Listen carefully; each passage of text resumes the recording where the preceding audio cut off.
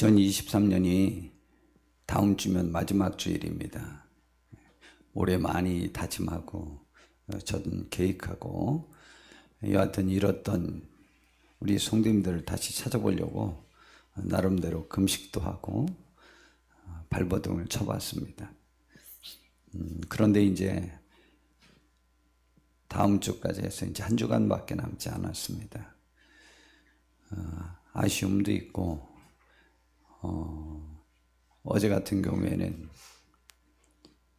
많이 이렇게 절망감, 좌절감, 어떻게 하면 되나 라는 생각이 들기도 했습니다.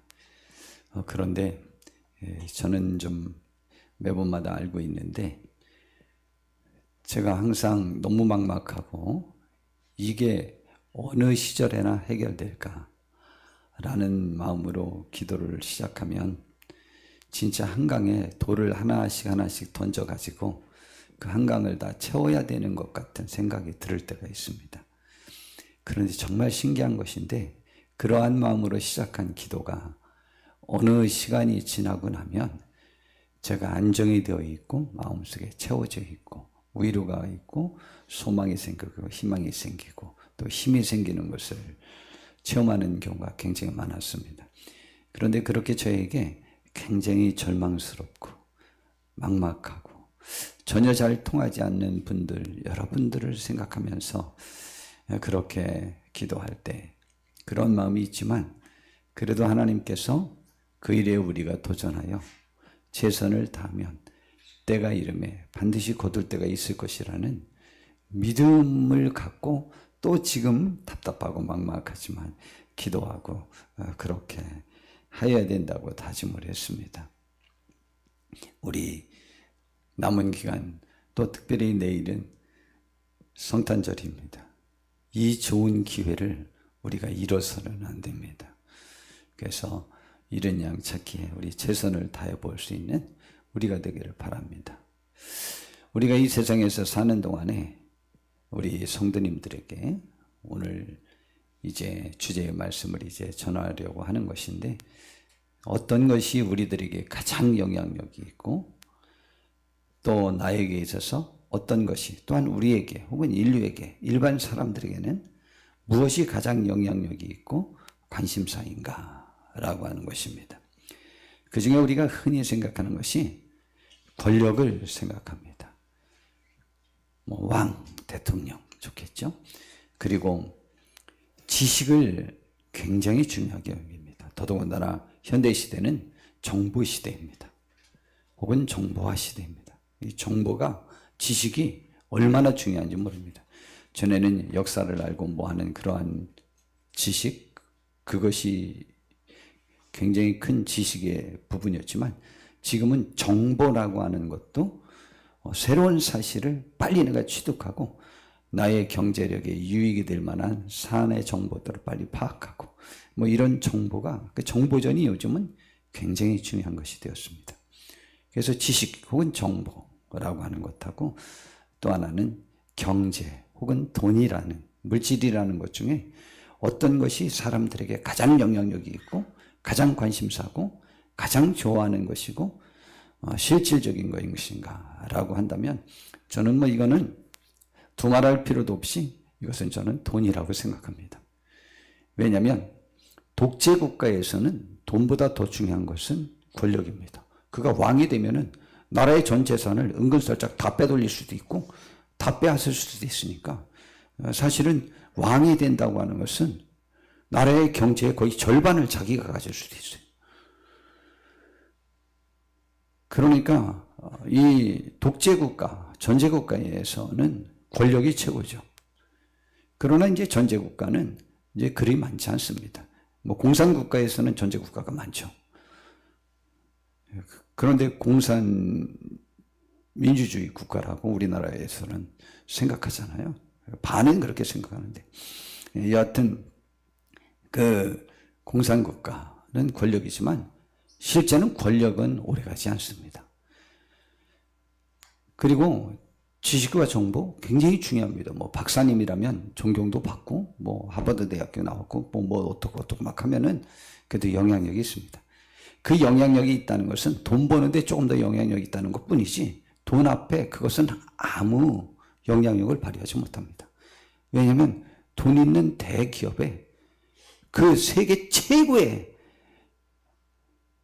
지식인들이 돈을 주는 그 회사에 가서 굽신거리면서 그들이 그 회사에서 주는 녹을 먹고 그것에서 돈을 벌기를 원하니까 그들을 사실은 노예는 아니지만 그 직원으로 채용하게 됩니다. 그렇기 때문에 돈의 영향력이 훨씬 큽니다.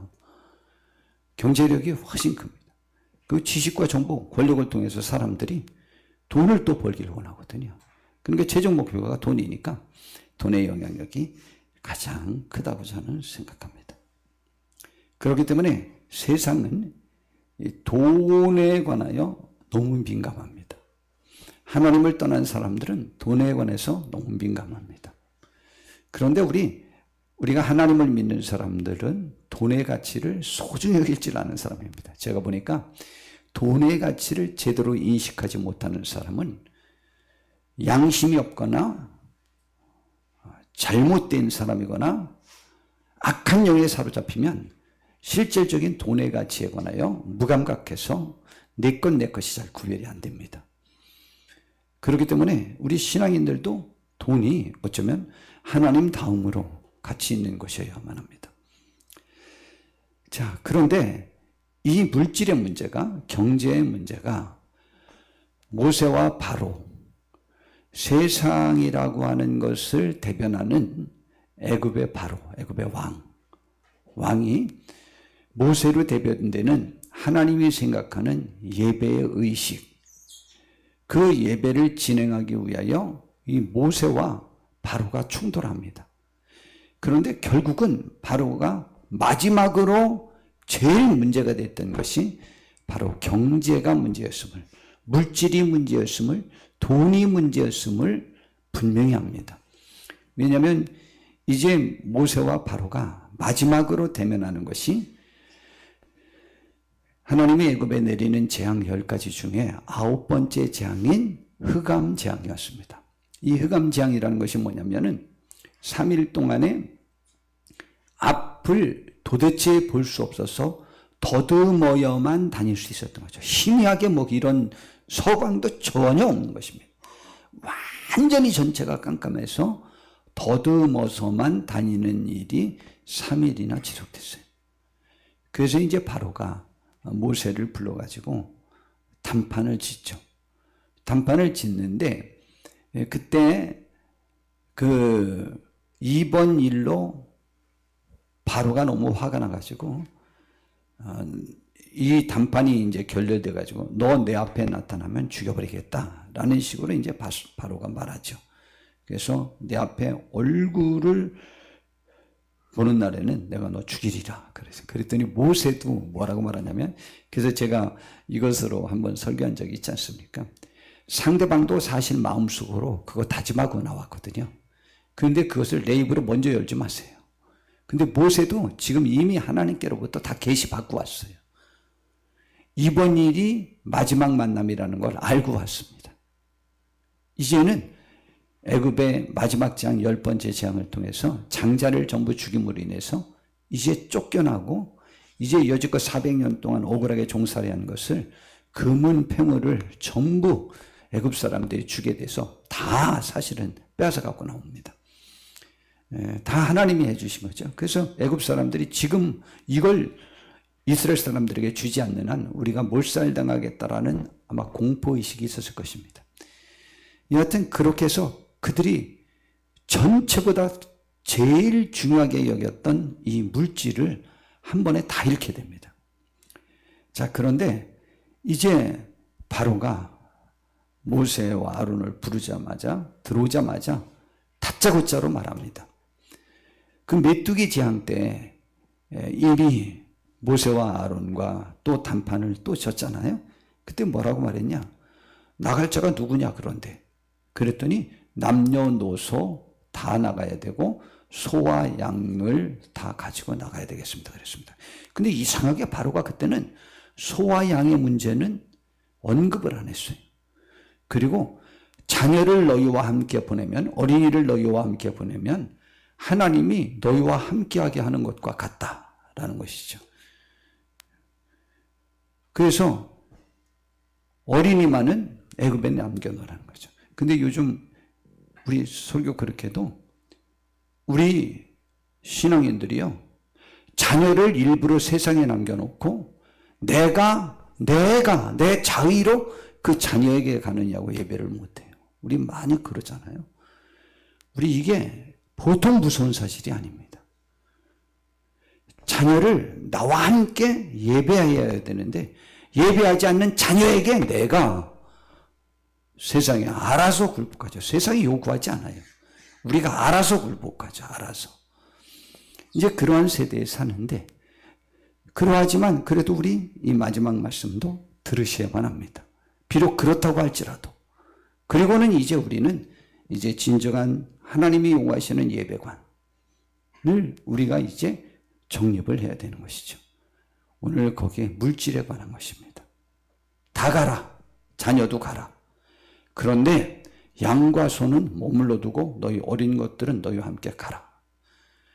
이게 사실은 자녀를 거기다 두고 이스라엘 백성들도 또 결국은 자녀 때문에 오게 하고, 그러한 속셈은 그들의 생산력을 이용해서 경제적 이득을 보고자 하는 거예요.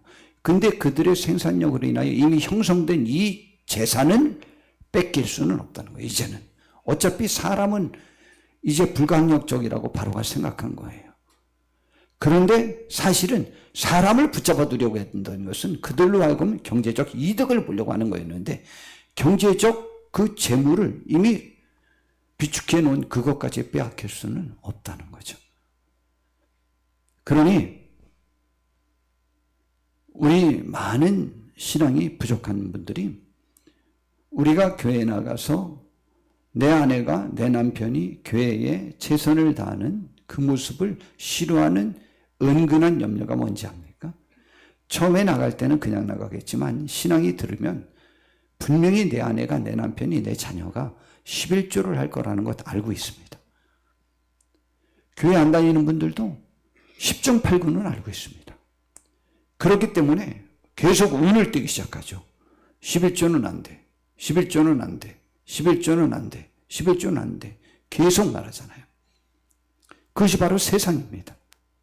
그래, 내가 너의 의사라니까 그건 허락하지만 물질의 문제는 나의 공용의 것이니까 그건 허락할 수 없다 라는 의지를 분명히 표명하게 되죠. 지금 바로 그것입니다. 그런데 이제 모세는 거기에 전혀 타협하지 않습니다. 하나님이 요구하시는 말씀에 모세는 하나도 양보하지 않습니다. 그랬더니 모세가 이렇게 답변합니다. 이건 하나님이 가르쳐 주신 것입니다. 25절에 보니까 모세가 이르되, 저는 저 표현이 정말 신기합니다. 왕이라도 우리 하나님 여호와께 드릴 제사와 번제물을 우리에게 주어야 하겠고, 예, 실제적으로 우리 대한민국에서 불교에는 그 절, 그 불교의 운영, 거기에 너무 많이 도움을 주고 있습니다. 실제로 그렇습니다. 그리고 그들은 그것이 정당하다고 생각하고 있습니다. 불교인들은. 그리고 우리나라 국민도 그거에 관해서 이의를 제기하지 않습니다. 아무리 서명을 해도 택도 없습니다. 그런데 지금 모세편에서는 400년 동안이나 우리를 착취했는데 하나님의 이런 생각이기도 하죠. 우리가 제사 드리는 제물에 관해서 너희가 사실은 이제 보태줘야 될 상태가 된, 그래도 그 마땅한 것인데 어떻게 이걸 두고 가라고 하느냐. 있을 수가 없다는 겁니다. 그리고 또 아주 분명히 말합니다. 우리의 가축도 우리와 함께 가고 한 마리도 남길 수 없으니, 아주 단호하죠. 이는 우리가 그 중에서 가져다가 우리 하나님 여호와를 섬길 것임이며 또 우리가 거기에 이르기까지 처음엔 3일길이라고 그랬더니 거기에 이르기까지라고 하는 것은 굳이 말하면 한 번만 제사를 드리는 게 아니죠. 매번 주일마다 이렇게 일주일마다 이렇게 안식일마다 제사도 드리고 년마다 뭐 절기마다 제사를 드려야 되는데 그때마다 다 드려야 되는데 굳이 말하면 가나안 땅까지 이미 계획하고 말하는 것입니다. 3일길은 우선 첫 번째 나가서 예배 드리는 것을 말한 것이고 어떤 것으로 여호와를 섬기는지 알지 못한다 라고 하는 것입니다. 그러니 가져가야 되겠다는 거죠.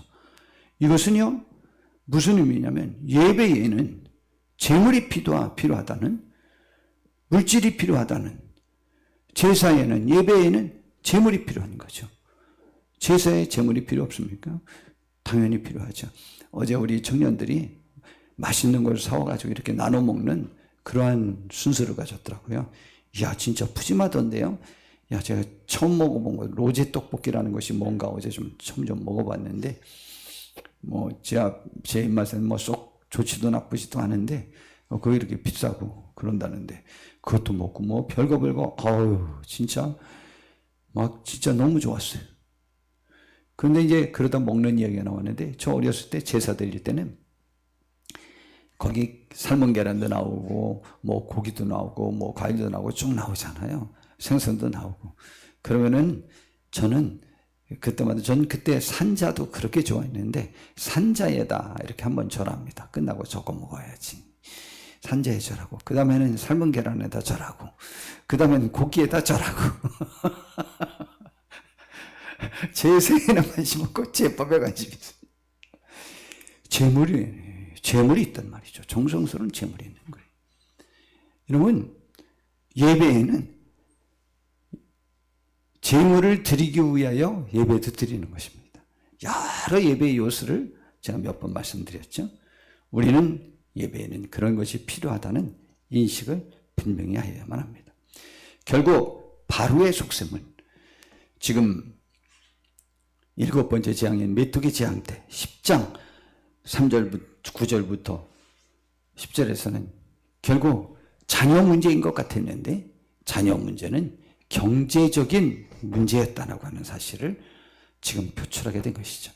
그래서 이 세상에 가장 관심사는 물질입니다. 우리 사람의 제일의 관심사는 물질입니다. 제가 그것을 증명해 보이도록 하겠습니다. 경제력은 인류 모두가 제일로 중요하게 여기는 가치입니다. 그러나 우리는 물질로 하나님께 가치가 있음을 증명해야 됩니다. 인류의 최대한의 가치가 물질이라면 우리는 물질을 하나님께 드림으로 하나님에게 더 가치 있는 것임을 증명해야 된단 말이죠. 그래서 소프레스라는 사람이 세상에서 돈보다 더 사람의 사기를 꺾는 것은 없다라고 말했다고 합니다. 제가 지금 여기 나열하는 것은 인터넷에 찾아봤더니 물질, 돈에 대한 100가지 금원이라는 것에서 제가 뽑아낸 것입니다. 세상에서 돈보다 더 사람의 사기를 꺾는 것이 없대요. 어떻게 생각하십니까?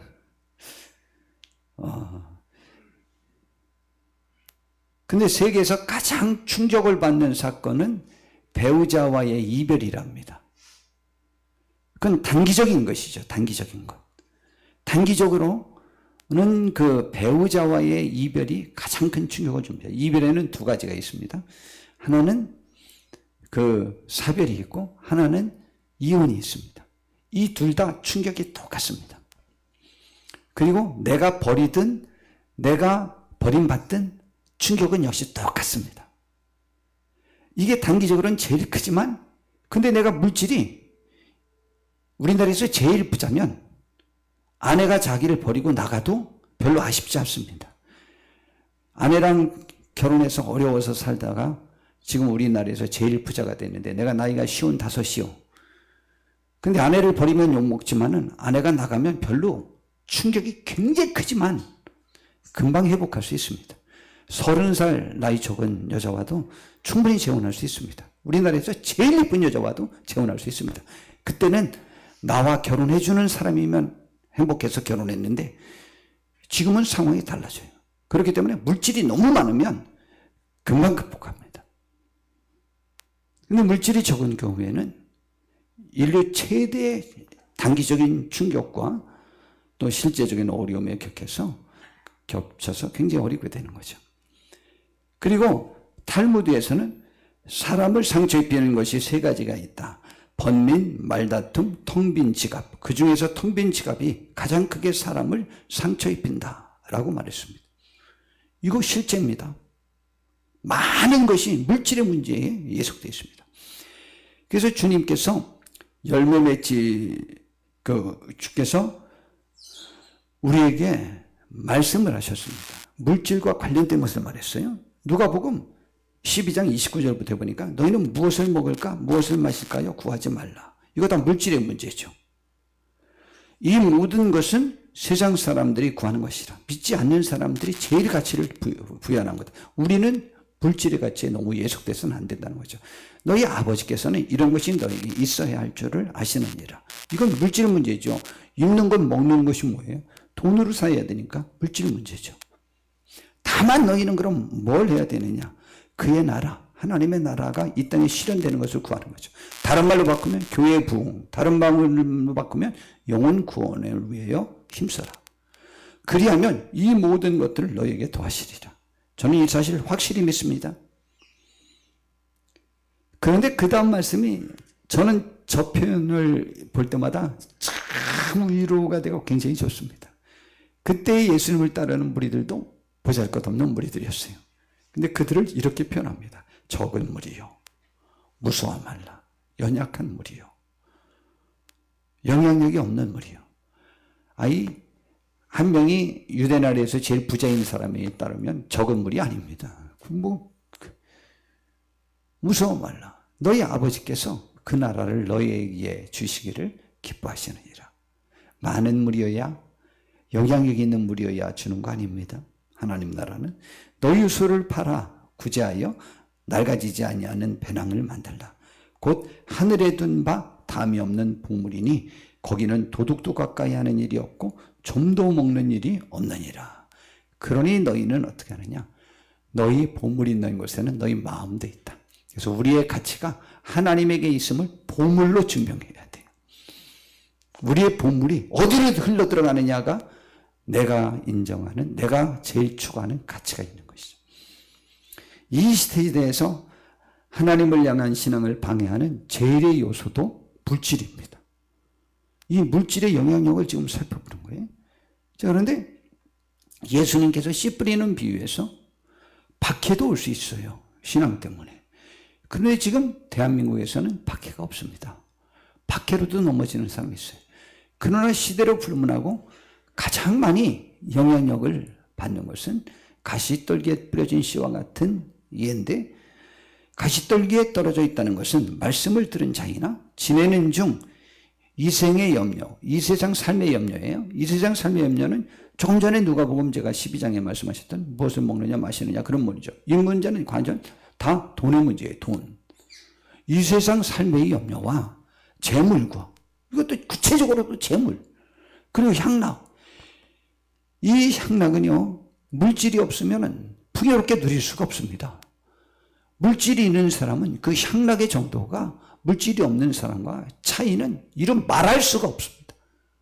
10배, 100배, 1000배 물질만큼, 물질의 비율만큼 차이가 납니다. 그들이 향락을 더 추구합니다. 그러한 것들과 향락의 기운이 막혀 온전히 결실하지 못한다고 그랬어요. 그러니까 우리의 신앙의 열매를 가장 가로막는 것은 물질의 문제입니다. 실제로. 그 다음에 세 번째, 자기의 재물을 유지하고 부유함을 자랑하는 자는 구원의 사역에 쓰임받지 못함을 성경은 가르쳐주고 있습니다. 물질이 그렇게 영향력이 있어요. 구원을 막기도 하고 구원을 얻기도 합니다.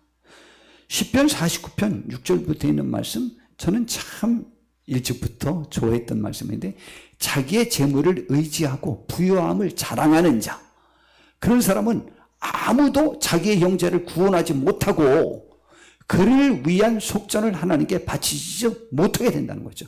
구원의 가치조차 인정하지 않으니까 그런 사람은, 돈의 가치에 너무 예속된 사람은 남을 구원하지도 못한다는 거죠. 왜냐하면 그들의 생명을 속량하는 값이 너무 엄청나서 영원히 마련하지 못할 것입니다. 그들은 관심도 없으니까 마련할 생각도 없어요. 그가 영원히 살아서 죽음을 보지 않을 것인가? 그럼 돈 있는 사람은 자기는 안 죽을 것 같이 그렇게 돈에 예속돼 산다는 거죠. 그러나 그는 지혜 있는 자도 죽고 어리석고 무지한 자도 함께 망하며 그들의 재물은 남에게 남겨두고 떠나는 것을 보게 될 것이라고 말했습니다.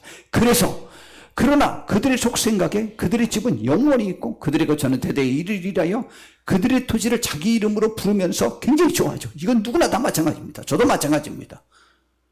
내 이름에 소유물이 있는 것 얼마나 좋습니까? 우리나라에 자기 이름에 소유물이 없는 사람들이 너무 많습니다. 다 빌려서 사는 거예요. 빌려서. 그래서 사람은 존귀하나 장구하지 못하며 멸망하는 짐승 같다고 그랬어요. 그래서 지혜가 있어야 돼요. 그걸 깨달아야 돼요. 그래서 에피테토스라는 사람이 돈과 쾌락 혹은 명예를 사랑하는 사람은 남을 사랑하지 못한다라고 말했습니다. 그러며 당연한 말 아닙니까? 이게 물질에 관한 돈에 관한 100가지 근본적인 나온 말을 역시 또 제가 뽑은 거예요. 참 말 표현이 좋지 않습니까? 그러므로 물질의 가치에 예속되면 자신의 생명과 영혼의 구원도 이루지 못합니다. 예수님께서 사람이 탐심을 물리치고 사람의 생명이 그 소유에 넉넉한 데 있지 아니함을 가르치기 위해서 한 예를 들었습니다. 주님이 이건 예를 들은 거예요. 한 지역에 부자가 있었다. 근데 농사를 졌어요. 그게. 근데 너무 잘 돼가지고 이거 곡식을 어떻게 갈무리할까? 돈이 너무 많이 벌어지면 돈을 셀 수도 없습니다. 그래야 부자입니다. 그걸 어떻게 갈무리할까 걱정하다가 창고를 더 크게 줘가지고 거기다 쌓아두리라. 그리고는 그가 그 영혼에게 이렇게 말했다고 했습니다. 내가 내 영혼에게 이르되 영혼아 여러 해 쓸 물건을 많이 쌓아두었으니 평안히 쉬고 먹고 마시고 즐거워하자 하리라. 그렇게 내가 한다 하되 하나님은 그때 말씀하시기를 어리석은 자야 오늘 밤에 내 영혼을 도로 찾으리니 그러면 내 준비한 것이 누구의 것이 되겠느냐라고 말했습니다. 누구 것이 되겠어요? 자기는 전혀 관여할 수 없는 게 되는 거죠. 자기를 위해 재물을 쌓아두고 하나님에 대하여 부여하지 못한 자가 이와 같을 것이라고 말했습니다. 여러분 우리는 이렇게 어리석은 부자 같은 삶을 살아서는 안 된다는 것을 주님이 말씀하신 것입니다. 그러므로 또 역시 유대교권에 돈은 무자비한 주인이지만 유익한 종이 되기도 한다는 거죠. 돈은요 거기에 예속되면 돈이 나를 휘두르도록 되어 있습니다. 그러나 돈은 어떻게 쓰느냐에 따라서 유익한 종이 되기도 합니다. 그러니까 우리는 지혜가 있어야 돼요. 하늘의 가치를 부여하는 귀한 분이 되어야 한다는 말입니다. 특별히 오늘은 하나님과 물질과의 관계를 정리하여 더 생각해 보려고 합니다. 성경은 탐심은 우상숭배라고도 분명히 말했습니다. 골로새서 3장 5절에 그러므로 땅에 있는 지체를 죽이라. 곧 음란과 부정과 사욕과 악한 정욕과 탐심이니 탐심은 우상숭배다. 그런데 여기 보 음란과 부정과 사욕, 악한 정욕 이것 전체를 다 탐심으로 봤습니다. 탐심은 물질로 인하여 누리게 되는 것들이죠. 그런데 이 탐심은 우상숭배라고 말했습니다. 그리고 구하려고 하는 사람에 대한 경고의 말씀을 들어야만 합니다. 디모데전서 6장 8절부터 10절에 보니까 아주 귀한 말씀을 우리가 이해하기 좋게 이런 말씀을 줍니다. 우리가 먹을 것과 입을 것이 있으면 족한 줄로 알아야 된다. 더 좋은 거 먹고 싶은 건 있겠죠. 노력하세요. 그런데 부하려고 하는 자들은 거기에만 제일의 가치를 부여하는 사람은 그것을 추구하느라 하나님을 뒷전으로 밀어두는 사람은 이라고 말하는 것이 좋습니다. 야고보서에서는 그렇게 표현하고 있거든요. 그런데 자들은 시험과 올무와 여러 가지 어리석고 해로운 욕심에 떨어지나니 곧 사람으로 파멸과 멸망에 빠지게 하는 것이라. 예, 그렇게 하면. 그래서 돈을 사랑함이 일만하게 뿌리가 됩니다. 여러분, 이것을 탐내는 자들은, 돈을 탐내는 사람은 왜 돈을 탐내는지 알아요? 아까 말한 음란과 고색과 이런 거 여러 가지 그런 쾌락, 일락 그런 것들을 추구하려면 돈이 필요하거든요. 야, 이번에 너무 엄청나지 않아요? 야, 그 아이 소년 몇 살이라고 그랬어요? 17살이라고 그랬어요. 몇 살이라고 그랬어요? 덕수궁에 그거 낙수하면 돈 준다고 해가지고, 혹은 한 달에 1,000만 원씩 받는 자기 직장에 취업시켜준다고 해서 그걸 썼다는 거예요. 야, 나는 그 아이 좀 이렇게 교화시켜서 예수님 믿게 해서 디자인이나 예술 방향으로 나가게 하면 좋을 것 같아요. 남자아이가 영화 공짜라고 글씨 쓴 거 보셨어요? 이건 예술가의 글씨체를 가졌더라고. 전혀 그거 1,000만 원 줘도 그렇게 글씨 못 써요. 저 글씨 쓰는 거 가르쳐주는 분이, 홍세현 씨, 그냥 내려요. 쭉 내려. 왜 위를 삐뚤리 가요? 그냥 딱 거요. 쫙 내리고 그냥 동그랗게 그려요. 글씨 쓰는데 글씨라고 생각하지 말고 그린다고 하고 해요. 그 말이 저에게 굉장히 인상 깊어요. 그림 그리듯이 해라. 그럼 글씨가 남이 읽을 수 있다. 그러면서 가르쳤는데, 그때 배운 것이 저에게 그래도 정성 들여 쓰면 표지는 쓸 수 있게 되는 거예요. 그때. 그래도 그렇게 쫙 안 내려가요. 근데 그 아이는 영화 공짜, 이야, 그 글씨 쓴 거 보고 그 재능, 그 뛰어난 재능 가지고, 정말 전 아쉽고 아깝더라고요. 근데 그거 그렇게 피해를 입힙니까? 돈을 사랑하면 일만하게 뿌리가 됩니다. 돈을 사랑하고 쾌락을 사랑하면은요, 아무것도 안 보여요. 이것을 탐내는 자들은 미혹을 받아 믿음에서 떠나면 어떤 결과물을 얻게 되냐? 많은 근심으로써 자기를 찌르도록 되어 있어요. 여러분, 물질, 쾌락에 나의 영혼을 팔아서는 안 됩니다. 우리는 이제 하나님께로 돌아가야만 합니다. 우리는 이제 하나님의 것을 도둑질하지 말아야만 됩니다. 말라기 3장 7절에서부터 보니까, 만군의 여호와가 이르노라. 너희 조상들의 날로부터 너희가 나의 규례를 떠나 지키지 아니하였도다. 그런즉 내게로 돌아오라. 그리하면 나도 너희에게로 돌아가리라. 내가 이렇게 말했더니 너희가 나에게 말하기를, 우리가 어떻게 하여야 돌아갈 수 있겠습니까? 하나님께. 지금 하나님 편에서 볼 때는 유대 백성들이 다 하나님을 떠났다고 보는 거예요. 그래서 돌아오라 그랬더니 어떻게 해야 돌아갈 수 있겠습니까? 라고 해요. 그것은 사람이 어찌 하나님의 것을 도둑질하겠느냐? 하나님 것 도둑질하는 것 보니까 하나님께 돌아간 게 아니죠. 하나님을 떠나버린 거죠. 그러니까 하나님 것 도둑질하죠. 그러면 너희는 나의 것을 도둑질하고도 말하기를, 우리가 주의 것을 어떻게 주의 것을 도둑질하였나이까? 라고 나에게 질문한다. 무엇이냐? 곧 11조와 봉헌물이라 그랬습니다. 이 11조와 하나님 앞에 마땅히 감사의 예물을 드려야 될 것을 드리지 않는 것을 하나님을 그것을 도둑질한 것이라고 보는 거예요. 우리 교회 다니지 않는 분들이 어떻게 생각한다고요?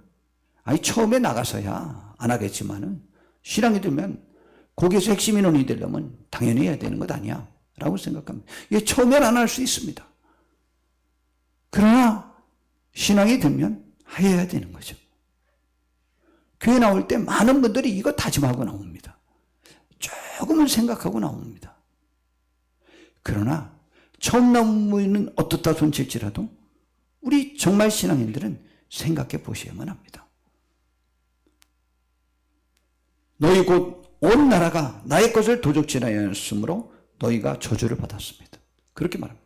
이후로부터 예수님이 오시기까지 500년 동안 계시가 없는 흑암기를 지냅니다. 성경이 그 시대는 기록이 되지 않아요. 500년 동안. 여러분, 우리는 하나님과의 관계가 그 관계를 돈독히 하고 하나님과 함께하는 것이 나에게 복이라고 믿으십니까?